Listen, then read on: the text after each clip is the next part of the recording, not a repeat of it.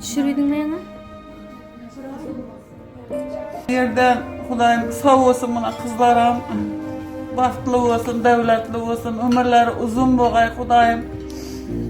Şunday birga körüşüp, birga oturmak nasip etkay. Yüre amaso kigeysler, emmensine salam aytamam. Salam aytanmasına.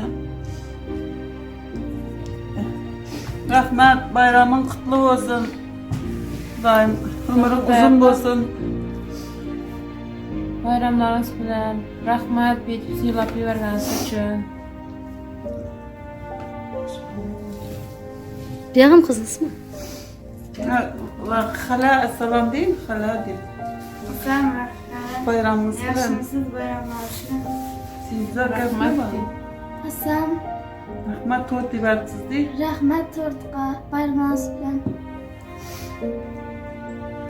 Yaşınızın bayramlaşın.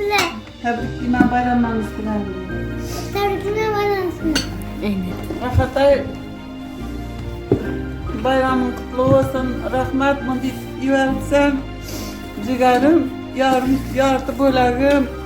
Canın sağ olay Kudayım. Dünya turganca turgaysan, altın başın aman boğay.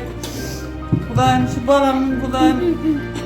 Özü bir olsa da şakasının boğay. Devletli boğay. Kudayım indigip ileride birge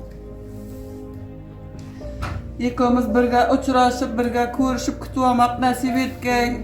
Kudayım altın başın aman boğay, canın sağ boğay. Ayşe kalamam Kudayım ama sağ yakşıp gitkay. Hamma cigarlarım sağ boğay.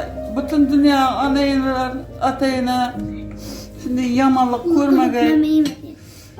Hamma bütün dünya analarının bayramı kutlu olsun. Hammaga da mundi silap